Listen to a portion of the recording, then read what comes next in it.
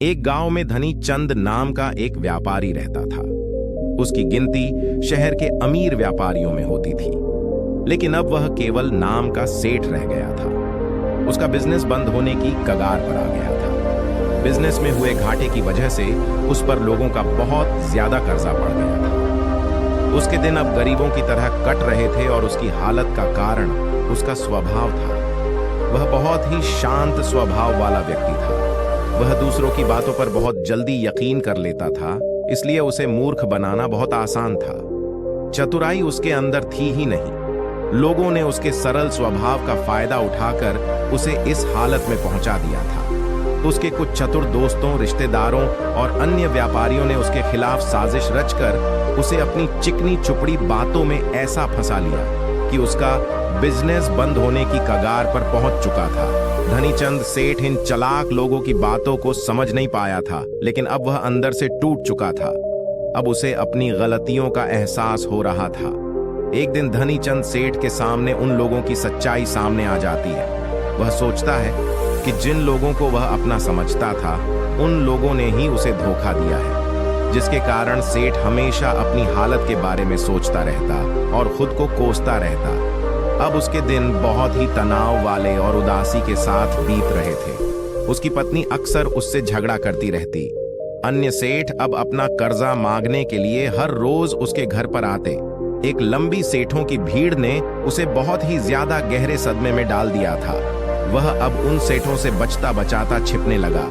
अपनी इस हालत से परेशान होकर उसने आत्महत्या करने का फैसला किया और वह आत्महत्या करने के लिए दूर एक पहाड़ी की ओर चल पड़ा। रास्ते में उसे एक महात्मा की कुटिया दिखाई दी। कुटिया में बहुत शांति और सुकून था। सेठ धनीचंद ने देखा कि उस महात्मा के सामने कुछ लोग बैठे हुए हैं और वे उनसे अपनी समस्याओं का समाधान पूछ रहे हैं। यह देखकर सेठ को बहुत ही ज्यादा जिज्ञासा हुई। कुटिया से बाहर आ रहे एक व्यक्ति को उसने रोका और महत्व के बारे में वह पूछने लगा।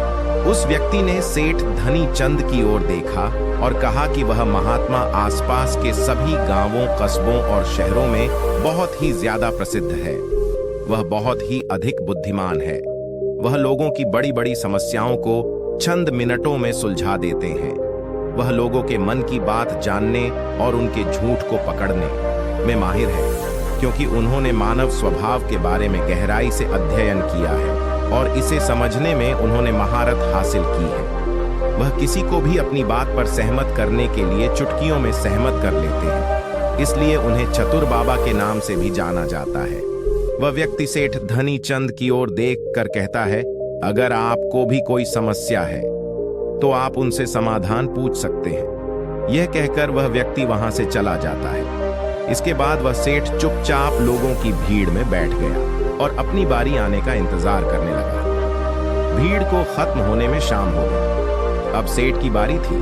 उसने महात्मा को प्रणाम किया और दुखी मन से अपनी सारी घटना के बारे में बता दिया। वह महात्मा सेठ की बातों को बहुत ध्यान पूर्वक सुन रहे थे और फिर शांत स्वर में उत्तर दिया, इंसान को इतना शरीफ नहीं होना चाहिए कि वह हर किसी की बातों पर विश्वास कर ले और जो लोग कहे वही करना शुरू कर दे। हर व्यक्ति के अंदर इतनी समझ और चतुराई का होना बहुत जरूरी है। इसलिए नहीं कि वह दूसरों का फायदा उठा सके या उन्हें बेवकूफ बना सके, ताकि वह खुद को दूसरे चतुर लोगों की चालों से बचा सके, खुद को नुकसान से बचा सके और दूसरे जरूरतमंद लोगों की मदद कर सके। इतनी बातें कहने के बाद महात्मा अब कहते हैं कि अब मैं आपको समझाऊंगा कि आप लोगों से जो चाहते हैं वह कैसे प्राप्त कर सकते हैं। तुम्हें कुछ ऐसे तरीके सिखाऊंगा जिनका उपयोग तुम लोगों और परिस्थितियों को नियंत्रित करने के लिए कर सकते हो। इसके अलावा तुम्हें यह भी पता चल जाएगा कि धोखेबाज लोगों को कैसे पहचाने और उनसे खुद को कैसे बचाए। एक साधारण व्यक्ति कैसे समझदार व्यक्ति बन सकता है। ध्यान रहे, जो मैं यहाँ तुम्हें सिखाने वाला हूँ उसका इस्तेमाल किसी गलत काम के लिए नहीं करना, लेकिन अपनी और दूसरों की सुरक्षा के लिए। बस मेरी बातों को ध्यान से सुनो। हम जिस दुनिया में रहते हैं वहां आपको कुछ लोग चतुर मिलेंगे जो अपनी आजीविका चलाने के लिए भोले भाले लोगों का इस्तेमाल करते हैं। अब आप इन लोगों को कैसे पहचानते हैं? जो अधिक बातें समझते हैं, आपको उन लोगों पर ध्यान देना चाहिए क्योंकि ये लोग विश्वास की कमी को पूरा करने के लिए बहुत सारे शब्दों का उपयोग करते हैं। आपको उन पर ध्यान देने की कोई आवश्यकता नहीं है क्योंकि वे अपने झूठ की वजह से आपको बेवकूफ बनाने की कोशिश करते हैं। जो लोग एक ही बात को बार बार कहते हैं वह झूठे हो सकते हैं। ऐसे लोगों के कई उदाहरण हैं ताकि आप उनकी चिकनी चुपड़ी बातों पर भरोसा कर सके। जिस व्यक्ति से आप बात कर रहे हैं उसे जानने का असली तरीका यह है कि आपको वह जो कुछ भी कहते हैं उसे एक बार दोबारा अवश्य सुने। जिस तरह से वे अपनी कहानी सुनाते हैं उससे आपको पता चल जाएगा कि वह सही है या नहीं। दूसरी बात, यदि आप किसी ऐसे व्यक्ति को जानते हैं जो दूसरों से झूठ बोलता है तो आप उस पर कभी भी भरोसा ना करें क्योंकि जो व्यक्ति दूसरों से झूठ बोलता है वह निश्चित रूप से आपसे भी झूठ ही बोलेगा। साथ ही आपको ऐसे लोगों से सावधान रहना चाहिए जो दावा करते हैं कि उनके पास पहले बहुत पैसा था जो अब डूब गया है, जिससे पता चलता है कि जिससे आप बात कर रहे हैं वह झूठ बोल रहा है। हाँ, ऐसा हो सकता है कि एक बार उसके पास पैसा था लेकिन अब वह है दिवालिया हो चुका है। बुद्धिमानी इसी में है कि ऐसे व्यक्ति को कभी भी पैसों से समझौता नहीं करना चाहिए। जो व्यक्ति खुद के पैसे को संभालने में कमजोर हो सकता है उस व्यक्ति से सलाह लेना बुद्धिमानी नहीं है। आपको ऐसे लोगों से भी सावधान रहने की आवश्यकता है क्योंकि अगर कोई व्यक्ति महत्वपूर्ण चीजों की देखभाल करने में सक्षम नहीं है तो ऐसे लोग अपने बिजनेस या काम को संभाल नहीं सकते हैं। एक समझदार व्यक्ति अपनी जरूरी समस्याओं पर अधिक ध्यान देता है, बेकार की चीजों पर नहीं। एक और वह व्यक्ति जो हमेशा अपनी बात दोहराता है और बार बार कसम खाता है वह व्यक्ति झूठा होता है। इसलिए ऐसे व्यक्तियों पर भी कभी भरोसा नहीं करना चाहिए। दूसरी ओर, अगर आप चाहते हैं कि कोई व्यक्ति आपके साथ अच्छा व्यवहार करे तो आपको हमेशा अपनी इच्छा के अनुरूप परिणाम मिलेंगे, जो कि गलत है। आपको हमेशा एक बात याद रखनी चाहिए कि लोग वही चाहते हैं जो उन्हें कभी नहीं मिल सकता। इसलिए अगर आप ऐसा चाहते हैं कि किसी काम को पूरा करने के लिए आप उसे बार बार करें और आप उसे हासिल कर सकते हैं जो खुद फायर नहीं जा सकता, इसके लिए तुम्हें 2 नियमों पर ध्यान देना होगा। पहला नियम, जिस व्यक्ति को आप अपने वश में करना चाहते हैं उसे वह दे जो वह चाहता है या फिर जिसे वह हासिल करना चाहता है। दूसरा नियम, उस व्यक्ति को तब तक देखे जब तक वह आपके नियंत्रण में आ जाता है। तो देखिए कितना दुख होता है जब आप उसे वह देना बंद कर देते हैं जो वह चाहता है। जब भी आपको लगता है कि वह आपको हल्के में ले रहा है, इसीलिए जो आपने उसे दिया था उसे वापस ले लें। यह बात उस व्यक्ति को एक कमी और खालीपन का एहसास कराएगी, जिससे वह आपकी बात दोबारा सुनने को तैयार हो जाएगा। तीसरा नियम, जब कोई व्यक्ति ऐसा व्यवहार करता है जैसे कि वह सब कुछ जानता है, तो निश्चित रूप से आप एक ऐसे व्यक्ति से बात कर रहे हैं जिसमें बुद्धि की कमी है। सच तो यह है कि जो व्यक्ति यह मानता है कि वह कुछ नहीं जानता, वह अंततः सबसे बुद्धिमान होता है और जीतता है। यदि आप अपने आसपास के लोगों और स्थितियों पर नियंत्रण रखना जानते हैं, तो सबसे अच्छा तरीका विनम्र और नम्र होना है। इससे पता चलता है कि आप बाहर के लोगों से झगड़ा नहीं करना चाहते हैं। अपनी शारीरिक भाषा को विनम्र रखें। एक बार जब लोगों को पता चल जाए कि आप बहुत कुछ जानते हैं, आपकी सफलता और विफलता का उपयोग आपके विरुद्ध किया जाएगा। आपकी असफलता पर आपका अपमान होगा और आपकी सफलता पर लोग आपसे नफरत करने लगेंगे। और जब आप लोगों के सामने यह दिखाते हैं कि आप सब कुछ जानते हैं, तो लोगों को समझाने की तरकीब अधूरी रह जाती है। लोग आप पर उनका उपयोग करने का आरोप लगा सकते हैं और वे आपको अपनी योजना के साथ आगे बढ़ने का मौका दिए बिना ही मना कर देंगे। लोग हमारे निर्दोष, अज्ञानी और विनम्र होने के कारण हम पर संदेह नहीं करते हैं कि हम उनसे काम ले रहे हैं। जो व्यक्ति अपनी भावनाओं और जज्बातों को छुपाने में माहिर होता है, वह दूसरे लोगों को आसानी से अपने वश में कर सकता है। जब लोगों को लगेगा कि आप विनम्र हैं और झगड़ालू स्वभाव के नहीं हैं, तो वे आगे आकर आपकी मदद करना चाहेंगे और शायद तब वे आपको अपने बारे में जानकारी देंगे, जिसका उपयोग आप उन्हें नियंत्रित करने के लिए कर सकते हैं। और वे आपको यह सारी जानकारी देंगे क्योंकि उन्हें यकीन है कि आप उनसे नहीं लड़ेंगे। जो व्यक्ति यह मानता है कि उसके अंदर सुधार की गुंजाइश है, तो उसके सफल होने की संभावना कई गुना बढ़ जाती है। व्यक्ति के अंदर विनम्रता इसलिए भी आती है क्योंकि वह सोचता है कि उसे बहुत कुछ सीखना है। लेकिन जो व्यक्ति यह सोचता है कि वह बहुत कुछ जानता है, वह आसानी से मूर्ख बन जाता है। साथ ही एक गृहस्थ होने के नाते आपको इस बात पर भी ध्यान देना चाहिए कि आपका पैसा कहां जा रहा है, और उस मेहनत की कमाई को तब तक खर्च न करें जब तक आपको उस पैसे के बदले में वह न मिल जाए जो आप चाहते हैं। इसका मतलब यह है कि अगर आप सामान लिए बिना पैसे देते हैं तो धोखा मिलने की संभावना बढ़ जाती है। ऐसा भी हो सकता है कि अगर किसी ने आपका पैसा पहले ही ले लिया है तो वह अपना वादा नहीं निभाएगा। इसलिए सुरक्षित रहने के लिए उस व्यक्ति को पैसे देने से पहले सावधानी बरतें। जो चीज आप उससे पाना चाहते हैं उसे प्राप्त करें। चौथा नियम, लोगों को समझाने का सबसे अच्छा तरीका यह जानना है कि आप किसका मन बदल सकते हैं और किसका नहीं। यह 100% सत्य है कि आप किसी के मन को अपने अनुसार तब तक नहीं चला सकते जब तक वह आपको पसंद न करता हो। इसलिए जो लोग आपको पसंद करते हैं और आपका सम्मान भी करते हैं, उन्हें अपने तरीके से चलाने की कोशिश करें, लेकिन सही चीजों के लिए इस बात का ध्यान रखें। यदि आप किसी ऐसे व्यक्ति के मन में हेरफेर करने का प्रयास करते हैं जो आपको पसंद नहीं करता है, तो ऐसे में आपका सारा समय और धैर्य बर्बाद हो जाएगा। इसके अलावा जब भी आप ऐसे व्यक्ति को बदलने की कोशिश करेंगे तो वह आपसे बहस करेगा। चाहे आप कुछ भी करें, आप कभी भी ऐसे व्यक्ति के मन को नहीं बदल पाएंगे। आपको अपनी बहस शुरू होने से पहले ही प्रयास करना बंद कर देना चाहिए और याद रखना चाहिए कि केवल आप ही उन लोगों को बदल सकते हैं जो आपको पसंद करते हैं और आपका सम्मान करते हैं। इसलिए यदि आप किसी को बदलना चाहते हैं तो सबसे पहले उसके साथ अच्छे संबंध स्थापित करें और इससे दोस्ती करें। इतना कहकर महात्मा कुछ देर रुके और फिर आगे कहने लगे, अब मैं तुम्हें कुछ ऐसी तरकीबें बताऊंगा जिनका प्रयोग करके चतुर और धोखेबाज लोग दूसरों को मूर्ख बनाते हैं और उनका गलत इस्तेमाल करते हैं।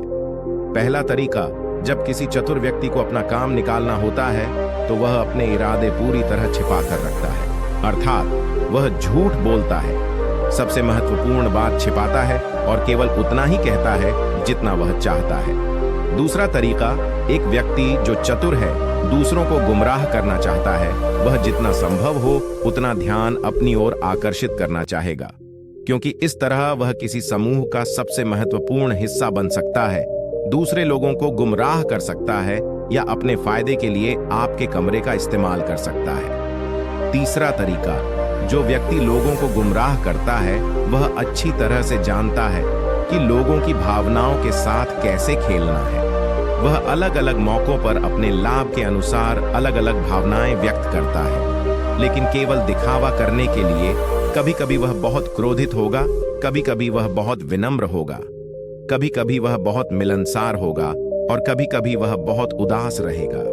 जिस व्यक्ति से उसका काम निकलेगा वह उसके साथ वैसा ही व्यवहार करना शुरू कर देता है। चौथा तरीका, धोखेबाज व्यक्ति सिर्फ अपने लिए सभी की सहानुभूति पाने की कोशिश करता है। सभी उसे सबसे गरीब समझते हैं। उसे इस बात से कोई फर्क नहीं पड़ता कि आपकी समस्या कितनी बड़ी है। आपको हमेशा यह महसूस कराएगा कि उसकी समस्या आपसे बड़ी है और वह आपसे ज्यादा परेशानी में है, इसलिए आपको उस पर दया करनी चाहिए और उसकी मदद करनी चाहिए।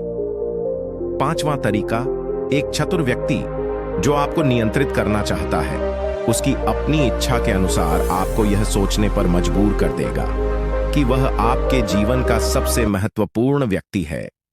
आप इसके बिना काम नहीं कर सकते, लेकिन वास्तव में ऐसा नहीं होता है।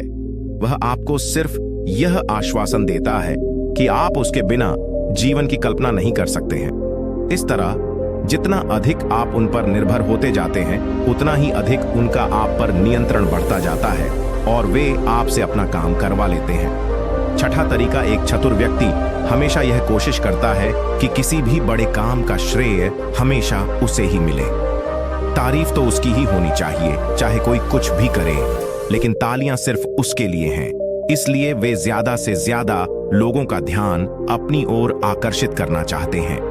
अधिक से अधिक लोगों को अपने साथ जोड़ने के लिए चतुर लोग अक्सर सबसे कठिन काम दूसरों को सौंप देते हैं और आसान काम अपने पास रख लेते हैं, लेकिन सारे काम का श्रेय खुद लेने की कोशिश करते हैं। सातवां तरीका, एक धोखेबाज आपका सबसे अच्छा दोस्त होने का दिखावा करेगा। वह दिखाएगा कि आपका उससे बेहतर दोस्त नहीं हो सकता। इस तरह से आपके सभी रहस्य जानने की कोशिश करेगा और गलत पर समय वह उनका उपयोग आपके खिलाफ करेगा। इसलिए अपने रहस्य बताने से पहले 10 बार सोचें, क्योंकि दुनिया में सबसे खतरनाक चीज एक धोखेबाज दोस्त है। इसलिए यह पहचानना सीखें कि कौन दोस्त है और कौन नहीं। 8वां तरीका, अधूरी जानकारी दें। एक धोखेबाज व्यक्ति आपको केवल उतनी ही जानकारी देगा जितनी वह आपसे जानना चाहता है। 10वां तरीका, वे ऐसा दिखावा करते हैं जैसे उन्हें कुछ भी पता नहीं है। वे सबसे निर्दोष हैं, हालांकि उन्हें उस समय उस घटना के बारे में सब कुछ पता है, लेकिन फिर भी वे आपके मुंह से सब कुछ सुनना चाहेंगे, क्योंकि कल को अगर उनके मुंह से कुछ ऐसी बात निकल गई जो नहीं कहनी चाहिए थी, तो वह आपका नाम ले सकते हैं कि उसने मुझे बताया, या वे निर्दोष बने रहे ताकि वे अपनी जिम्मेदारियों से बच सकें। जितना उन्हें मिल सकता था उसे अधिक काम के बोझ से दूर रहे। वे जानबूझकर ऐसा करते हैं ताकि कोई उन पर ध्यान न दे और वे महान चीजों से बच सके। 11वां तरीका, दूसरों पर उंगली उठाना या दोष देना। एक चतुर व्यक्ति हमेशा अपने हाथ खाली रखना चाहेगा, अर्थात उसे कोई कड़ी मेहनत या अधिक जिम्मेदारी नहीं निभानी पड़ेगी। इसलिए वह दूसरों पर उंगली उठाता रहता है कि मुझे यह काम ठीक से नहीं आता। वह इस बात को भली भांति जानते हैं। ये दूसरी स्थिति यह आती है कि कहीं ना कहीं उनकी पोल खुल जाती है या इज्जत सामने आ जाती है, फिर भी वे अपनी गलती का दोष दूसरों पर डाल देते हैं। 12वां तरीका, एक धोखेबाज हमेशा झूठी तारीफ करेगा। वह केवल वही कहेगा जो दूसरा व्यक्ति उससे सुनना चाहता है, और वह ऐसा तब तक करेगा जब तक उसका काम पूरा न हो जाए। इसके बाद वह लोगों के सामने उसी व्यक्ति की आलोचना करेगा और उसकी कमी को दूसरे लोगों के सामने जाहिर करेगा। 13वां और आखिरी तरीका बताते हुए महात्मा कहते हैं, ऐसा व्यक्ति जो अपने फैसलों को नियंत्रित करने की कोशिश करता है, सबसे पहले एक धोखेबाज और चालाक व्यक्ति बनने की कोशिश करेगा। आपका सबसे अच्छा दोस्त और शुभचिंतक उसके बाद जब उसे विश्वास हो जाएगा कि आपने उस पर आंख मूंद कर भरोसा करना शुरू कर दिया है, तो वह आपके फैसले खुद लेने की कोशिश करेगा। वह आपको यह महसूस कराएगा कि उसने आपके लिए जो फैसले लिए हैं उससे आपको फायदा होगा। चतुर व्यक्ति को फायदा होने वाला है। तो ये थे वो तरीके जिनसे आप लोगों को अपनी बात मनवाने के लिए इस्तेमाल कर सकते हैं और चतुर और धोखेबाज की पहचान कर सकते हैं। इन तरीकों का पालन करके आप उन सभी लोगों से बच सकते हैं। धनी चंद सेठ को सभी प्रश्नों के उत्तर मिल गए। उन्होंने महात्मा को उनके बहुमूल्य जानकारी देने के लिए धन्यवाद प्रकट किया और अपने घर वापस लौट आए। इसके बाद धनी चंद सेठ ने बहुत मेहनत की और इस कहानी में बताए गए नियमों का पालन किया। इसके बाद वह फिर से एक अच्छा व्यापारी बन गया। दोस्तों, उम्मीद करता हूं इस कहानी से आपको बहुत कुछ सीखने को मिला होगा। धन्यवाद।